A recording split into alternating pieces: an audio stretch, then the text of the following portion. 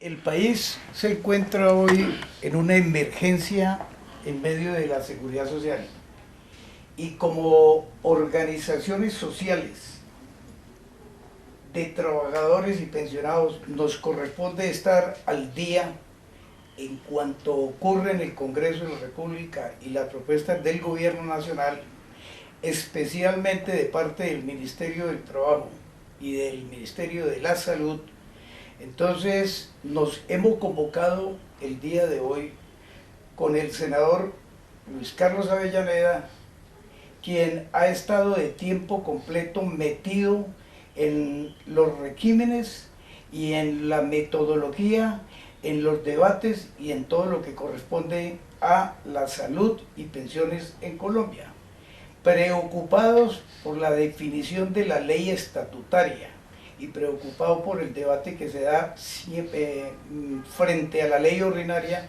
Entonces el senador ha querido atendernos y exponerle a la central, a las centrales obreras, a la Confederación Democrática de Pensionados y al país la posición que hoy, en definitiva, ha tenido el gobierno frente a la salud para el pueblo colombiano y para los pensionados en general.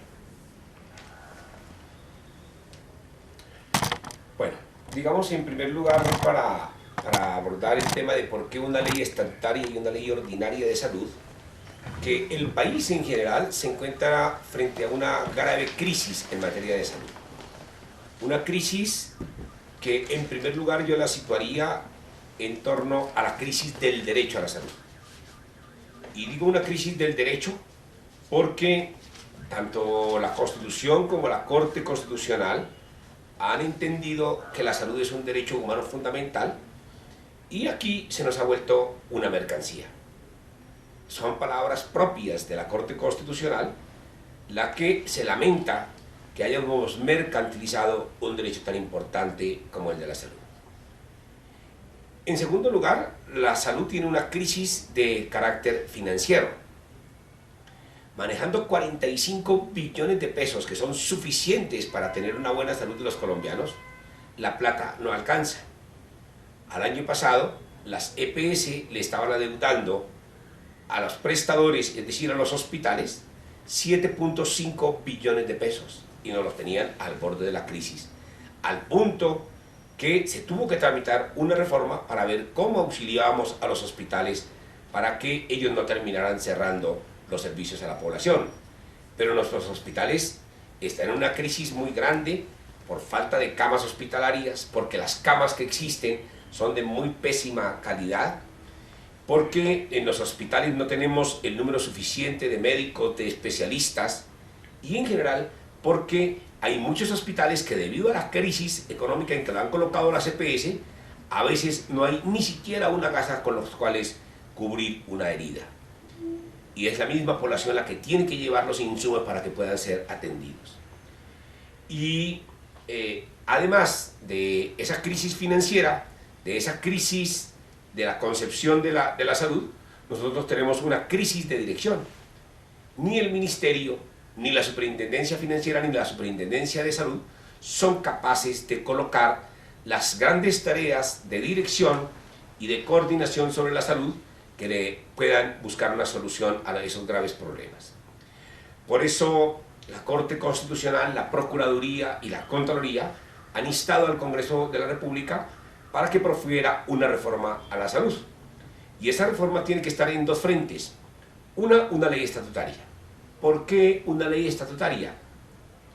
Porque esa ley estatutaria tendría que darle el enfoque a la salud como derecho humano fundamental y quitarle el carácter mercantil a la salud. Pues bien, ¿qué se ha hecho en materia de la ley estatutaria? ¿Cuáles son los avances que hemos tenido y cuáles son las limitaciones?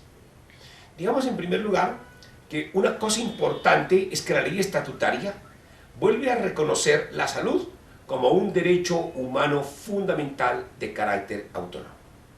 ¿Qué significa que un derecho sea fundamental? Cuando la ley reconoce que un derecho es fundamental, reconoce que él es esencial, y lo que es esencial es lo que no le puede faltar a la población. Entonces, esa es una parte importante.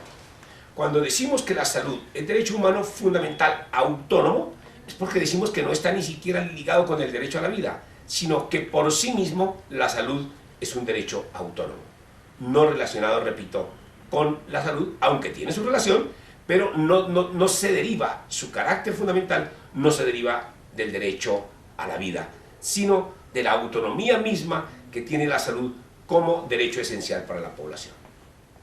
Entonces, esa es una parte muy importante. En consecuencia de eso, la ley estatutaria ha dicho que la salud debe estar acompañada del principio de universalidad. ¿Qué quiere decir esta palabra? Que el derecho debe otorgársele a todos y a todas. Y eso también es un avance. Pero en relación con esto, nosotros hubiéramos querido que no se exigiera afiliación a ningún sistema, ni al contributivo ni al subsidiado, para tener derecho a la atención.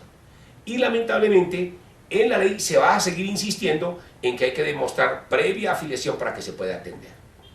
¿Por qué es importante que no tenga que demostrarse afiliación? Porque basta que un ser humano, por su sola condición de ser humano, que necesita una atención en salud, basta que se esté en presencia de una autoridad médica, de un servicio médico, para que enseguida se le autorice su servicio sin necesidad de mostrar la afiliación. Y eso no ha quedado aprobado así. Luego, hay un avance en reconocer la universalidad, pero no en cuanto a que no es necesaria la afiliación. Otro aspecto importante, el principio de equidad. El principio de equidad significa que todos los colombianos debemos recibir el mismo trato en materia de salud. Ahí se reconoce el derecho, pero volvemos a hablar de que unos estarán clasificados en el régimen contributivo y otros estarán clasificados en el régimen subsidiado. Y en nuestro criterio eso rompe el principio de equidad.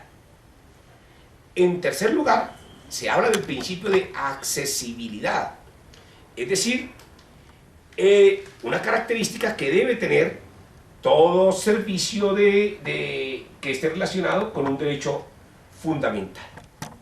No basta tener el derecho, sino que uno pueda acceder a los servicios, a las tecnologías, a las patologías. Y nuestro sistema de salud hoy tiene muchas barreras de acceso, empezando por barreras geográficas, porque en muchas ocasiones, sobre todo en sitios olvidados de la patria, el centro de salud, el hospital, está distante horas y horas del sitio donde se requieren los servicios. Hay sitios donde una persona, para poderse trasladar al centro de salud más próximo, necesita pagar en transporte hasta 1,5 millones de pesos. Entonces, su servicio de salud se torna inaccesible, y en este caso por una barrera de carácter geográfico. Pero también tenemos otras barreras, como las barreras económicas, que son los famosos copagos y cuotas moderadoras. La ley en esto avanza hacia reconocer el principio de la accesibilidad, pero deja los copagos y las cuotas moderadoras, y entonces vamos a continuar con barreras de acceso. Sin embargo, en esto hemos logrado avanzar un poco, porque se dice que para el nivel primario de atención no habrá copagos ni cuotas moderadoras. Es decir, que solamente habrían copagos y cuotas moderadoras en los niveles complementarios, en la salud que requiere de especialistas, pero sigue existiendo esa barrera de acceso, y por eso vamos a persistir en la ley ordinaria a ver si logramos acabar con esas barreras de acceso de carácter económico. Muy importante también hablar, como un avance, es de la instauración del principio pro homine, que significa que la interpretación y la aplicación de las normas debe hacerse teniendo en cuenta las normas o las interpretaciones que sean más favorables para la salud de las personas. Importante también hablarles del principio de interculturalidad que se ha establecido en la ley estatutaria. ¿Qué significa? Significa el respeto a una de nuestras grandes realidades. Nosotros no somos una nación de una sola cultura, somos pluriculturales. Sobre todo tenemos culturas, por ejemplo, de nuestras etnias, tenemos culturas de nuestros afrodescendientes, tenemos culturas de población gitana, que hay necesidad de respetar, y ese principio de interculturalidad sirve para ello. Y este tema, ya que lo hablo, sirve para hablar también de un tema muy importante, así me desordene un poquitico sobre los principios, pero sirve para hablar de un tema muy importante, en lo cual también hemos tenido avance.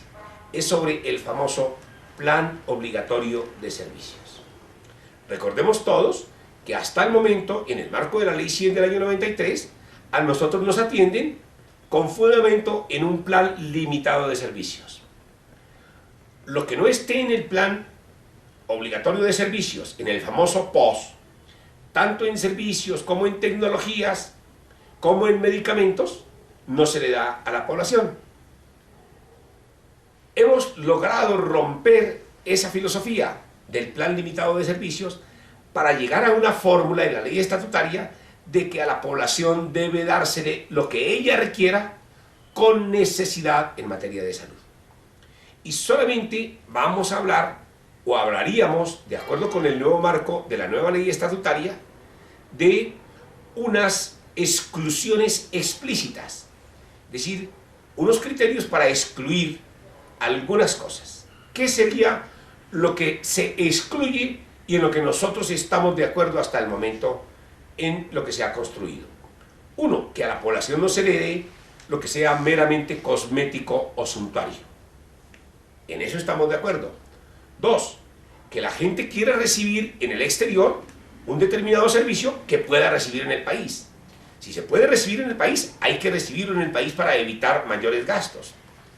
Y tercero, estamos de acuerdo en que deben excluirse aquellos servicios, tecnologías o medicamentos cuyo uso no esté aprobado por una autoridad competente. Ahora bien, lamentablemente en torno a este tema se plantearon otros criterios con los cuales nosotros no hemos estado de acuerdo porque rompen el principio de interculturalidad. Me voy a referir a que se podrían excluir, según lo que se aprobó en la ley estatutaria, aquellos medicamentos, procedimientos o servicios que estén relacionados con la eficacia, con la eficiencia y con la seguridad clínicas. Allí puede estar en peligro el principio de interculturalidad, porque muchas cosas de nuestras etnias no pasan esos estándares clínicos de seguridad, de eficiencia y de eficacia, en términos clínicos, en términos de ciencia. Y sin embargo, muchas de las cosas que producen nuestros indígenas son más eficientes que lo que nos produce hoy nuestra medicina moderna. Y sobre todo, que en muchísimas ocasiones los procedimientos que utilizan o los medicamentos que utilizan nuestras etnias no producen efectos secundarios sobre la salud de los pacientes, porque generalmente devienen de productos naturales que al no provenir de elementos químicos, no generan esos efectos secundarios. Ahí está en peligro el principio de interculturalidad. Por fortuna para nosotros, la Contraloría General de la República ha estado de acuerdo con nosotros y esperamos que ahora en la revisión que de la ley estatutaria haga la Corte Constitucional, pues pueda salir un pronunciamiento explícito sobre este tema. Otro tema que es necesario advertir es que nosotros pedíamos que estableciéramos el principio de gratuidad en materia de salud, sin perjuicio de que quien pueda contribuir al sistema de salud económicamente, pues lo haga. Pero lamentablemente este principio de gratuidad no fue acogido, porque con él pretendíamos además acabar con los copagos y las cuotas moderadoras, y el gobierno cree que se deben seguirse manteniendo. Por eso vamos a seguir batallando en torno a este tema del principio de gratuidad en materia de salud. Ahora bien, es muy importante decirle a los colombianos y colombianas, y sobre todo al sector de pensionados que están agrupados dentro de la Confederación Democrática de Pensionados, que una de las tareas que nos propusimos en el Congreso de la República en materia de la ley estatutaria fue que en ella acabáramos de una vez con las EPS. Porque en nuestro criterio, las EPS son las grandes causantes de los males que padece la salud en nuestro país. Todos sabemos que por culpa de las EPS muchos colombianos se nos mueren en lo que hemos denominado el paseo de la muerte, o porque no autorizan los servicios médicos con oportunidad, o porque no le dan los medicamentos, o porque constriñen la autonomía médica de nuestros profesionales de la salud, o, por lo que es muy lamentable, se roban directamente los recursos de la salud. Por eso hubiéramos querido acabar con las EPS de una vez. Lamentablemente, el gobierno ha estado de acuerdo con que dejemos a esas EPS y simplemente que les cambiemos el nombre y que de aquí en adelante las vamos a llamar gestoras.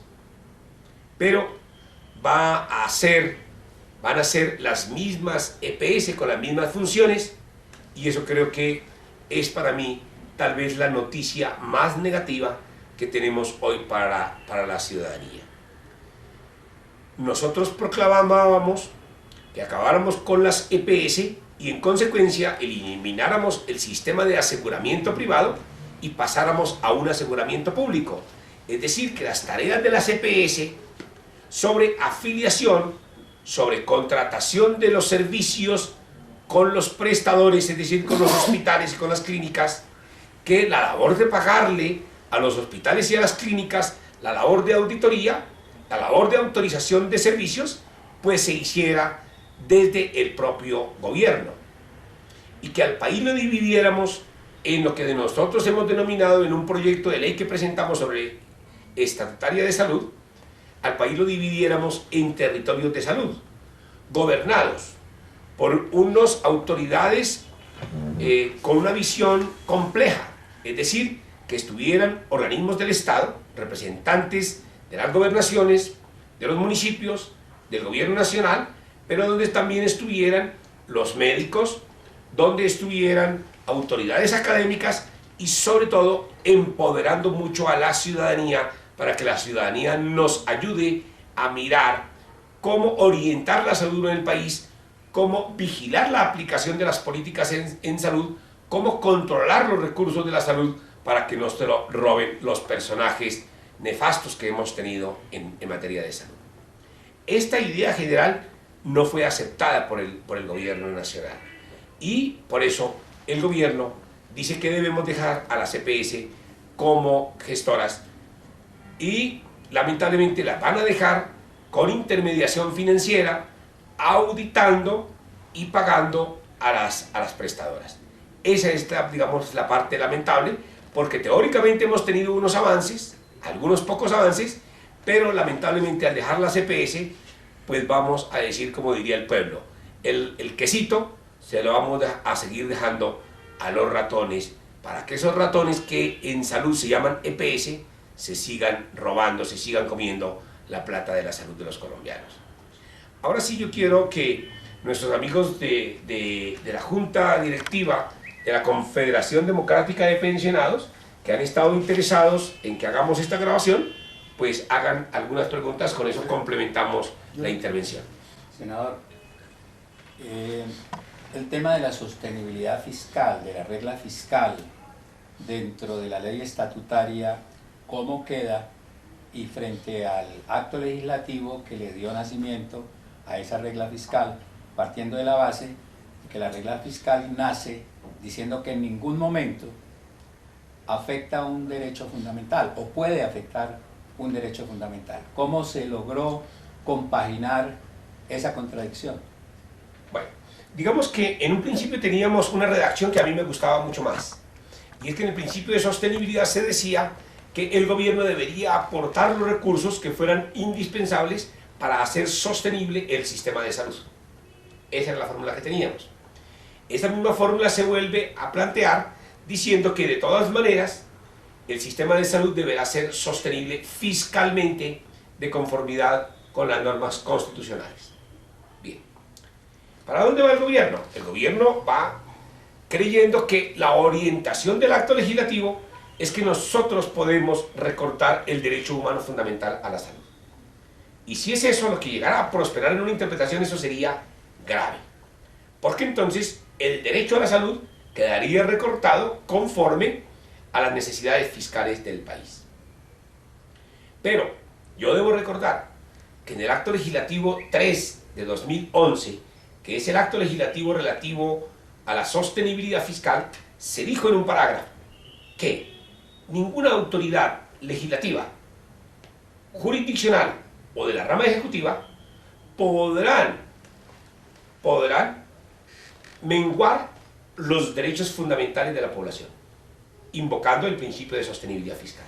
Dicho en otros términos, el principio de sostenibilidad fiscal no puede aplicarse para recortar lo que son los derechos fundamentales. De manera que la invocación de remisión a la Constitución a mí no me preocupa, porque allí, en esa parte, por lo menos, los derechos fundamentales quedaron resguardados y no pueden ser afectados por el principio de sostenibilidad fiscal. Y creo que esa va a ser la interpretación también que respalde la Corte Constitucional ahora, cuando el proyecto deba ir a revisión obligatoria de la Corte antes de que lo que aprobó el Congreso en materia de estatutaria sea convertido en ley de la República. Pero es una pregunta supremamente importante. Perfecto, senador. Yo le hago una pregunta en relación con el control del precio de los medicamentos. La ley establece que hay control hasta el distribuidor mayorista, si no estoy equivocado, según lo que yo leí. Eso quiere decir que de ahí hacia abajo, en la cadena de distribución, hasta que le llegue al consumidor, ya sea que éste lo pague o que lo pague la entidad que corresponda, va a haber posibilidad de aumentar ese precio de los medicamentos y que por lo tanto esta ley sea inocua en el sentido de no permitir o de no exigirle al gobierno que controle el precio de los medicamentos en toda la cadena de distribución, desde que se produce desde que se produce el medicamento hasta que lo consume el enfermo. ¿Cuál es la visión suya al respecto? Digamos que en general, en materia de política de medicamentos, de tecnologías y de servicios, se aprobó una propuesta nuestra, es de que debe existir una política integral formulada desde el Ejecutivo Nacional en estas materias. Esa política integral tiene que mirar con la producción, con la calidad de esa producción, tiene que ver con la distribución y tiene que ver con los precios. No solamente de los medicamentos, repito, sino de los servicios y de las tecnologías. Y es que nosotros en el país, por ejemplo, en materia de medicamentos, tenemos unos graves problemas. Los medicamentos en general en nuestro país son 300 veces más caros que en Venezuela, 200 veces más caros que en nuestro país vecino de Ecuador. ¿A razón de qué? Y la Federación Médica Colombiana hizo una investigación sobre los recobros que hacen las EPS en materia de medicamentos y descubrió que aún que los precios son más altos, por encima de los precios que estaban en el país, al Estado se los cobraban en los recobros 170 veces más. Entonces, esto está haciendo que esos recursos tan importantes que tenemos en salud hoy no nos alcancen para cubrir de manera adecuada a la población, porque la plata se está quedando fundamentalmente en las multinacionales, fundamentalmente, quienes nos colocan precios en nuestro país mucho más caros que los de nuestros países vecinos, ¿ya? Y aún dentro del país, en tratándose de los cobros, las EPS nos cobran mucho más alto, como ya lo expliqué. De manera que controlar los precios es supremamente importante. Si nosotros controlamos los precios a nivel de mayoristas, pues ahí ya hemos controlado gran parte. Hemos controlado los desafueros que están cometiendo las multinacionales en nuestro país en materia de medicamentos. Entonces, hasta allí digamos que tenemos eso. Ahora, ¿qué quedó en el texto conciliado? La verdad es que nosotros todavía no sabemos, ¿ya? Porque en Senado no quedó la limitación de mayorías. Habrá que mirar qué quedó en Cámara de Representantes y en consecuencia cuál es el texto final que se remite a la Corte Constitucional. Pero creo que en esto, de todas maneras, vamos a tener un avance importante. Vamos a tener un avance importante. Incluso el gobierno, antes de que se presentara la discusión de la ley estatutaria, ya estaba empezando a hacer un control de medicamentos, porque ha sido demasiado el descaro de las multinacionales en materia de ellos, y creo que en eso también podemos llegar a tener un avance, si no absoluto, por lo menos un avance relativo. Senador, Una pregunta. senador, el debate y el país estuvo en la expectativa sobre la ley tributaria. El doctor Jaime Arias, ex senador de la República, expresidente del Seguro Social y exministro, hoy presidente de ASEMI, ha dicho que en Colombia no hay crisis en la salud en medio del debate que acaba de pasar por el Congreso de la República. Y además asegura que la Organización Mundial de la Salud ha considerado a Colombia como el país más equitativo en el mundo en materia de seguridad social. ¿Qué nos puede decir frente a esos dos reflejos que ha planteado el presidente de ASEMI en cuanto a los debates y la aprobación de esta ley? El doctor Arias, como el gobierno, han hecho esta afirmación teniendo en cuenta que hoy tenemos casi que un aseguramiento del 97% de la población colombiana. Es decir, que solamente el 3% no tienen hoy un carnet. Pero eso no significa accesibilidad al servicio. Él puede tener, Jesús Mendoza, puede tener su carnet de salud, pero si no tiene accesibilidad, es como si no lo tuviera. Y ahí es donde tenemos el problema los colombianos, que estamos asegurados, ¿sí? Pero ese seguro no nos asegura el derecho a la salud. Eso es lo grave, ¿no? Porque si tú no tienes la plata del copago, la cuota moderadora, no llegas al servicio de salud. O porque llegas a que te autoricen y no te autorizan el servicio, ¿no? O porque llegas al servicio de salud y no te autorizan la medicina, la medicina correspondiente.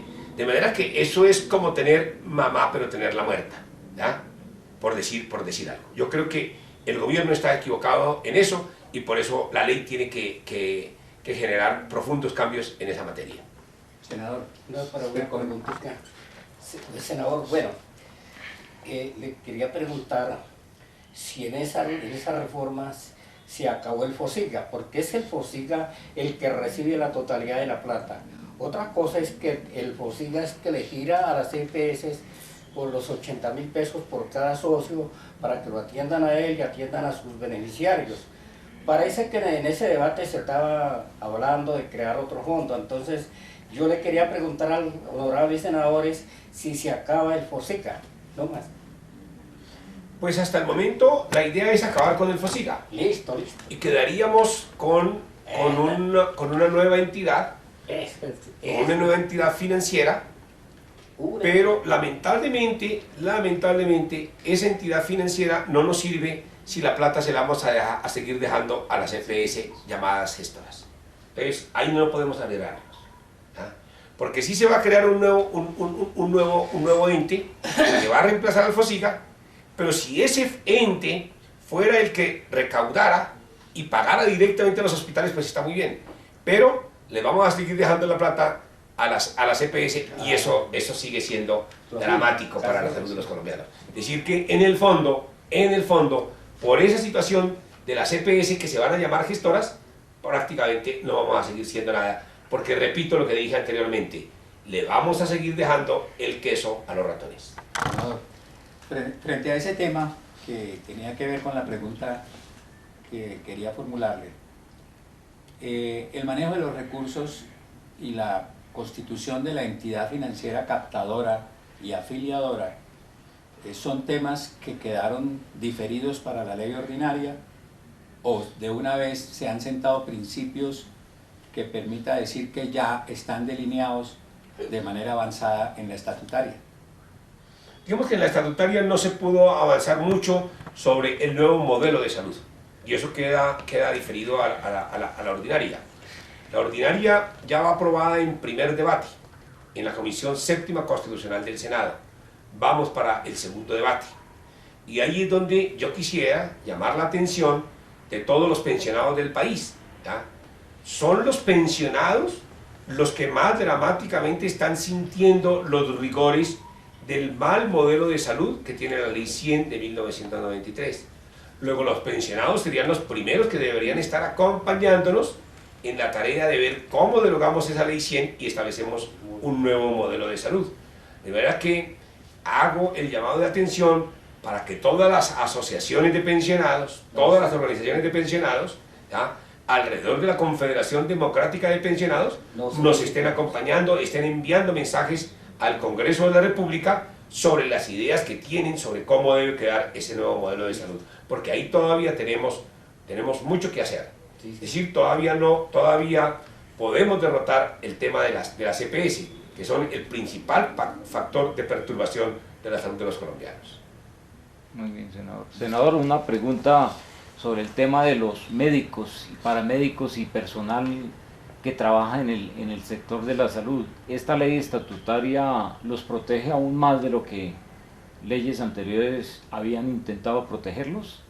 Digamos que en relación con el tema de los médicos y otras profesiones afines a la salud de la población, hemos avanzado en algunos temas. Uno, en reconocer en la ley estatutaria la autonomía médica. La autonomía médica es uno de los derechos de los profesionales de la salud que se había perdido.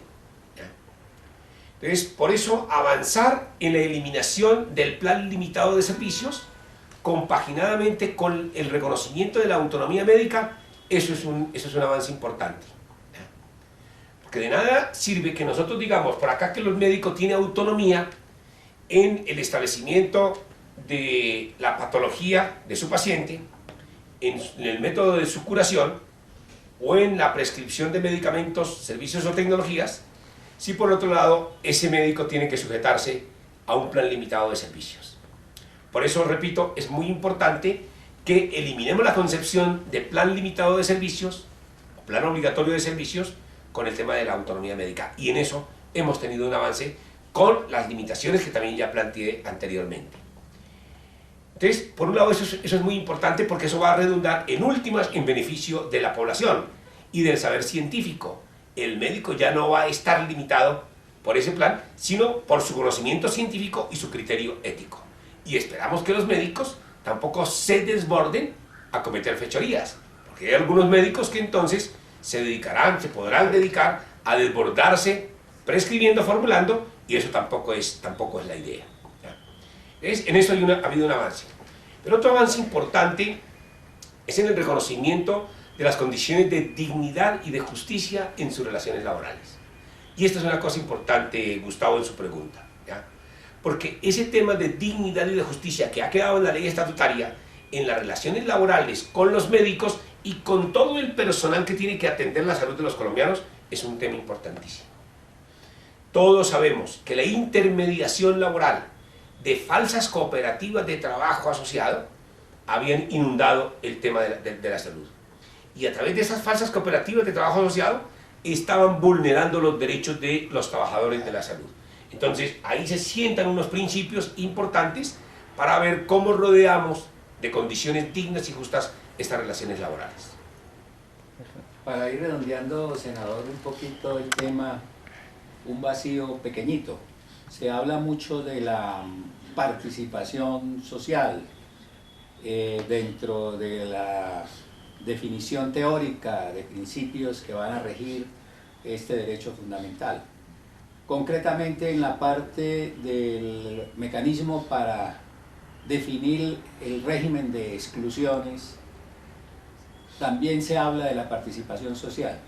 Se ha planteado, así sea en forma inicial, ¿qué estructura tendría esa participación social? ¿Hay alguna entidad, hay algunas vinculaciones de los organismos sociales en ese proceso que se viene? Pues esta es una pregunta también muy importante. Debo recordar que la Constitución de 1991 siempre ha tenido para futuro la idea de que superemos la democracia representativa. ¿Qué es la democracia representativa? Aquella en la cual los ciudadanos eligen a unos representantes que se llaman gobernadores, alcaldes, presidente, o senadores, representantes de la Cámara, concejales o diputados. Por eso son representantes. Esa es la democracia representativa. La Constitución de 1991 ha querido una democracia participativa, una democracia ciudadana, una democracia donde todos y todas concurramos a la toma de las decisiones. Lamentablemente en eso hemos avanzado muy poco. En la ley estatutaria quisimos avanzar y no lo logramos.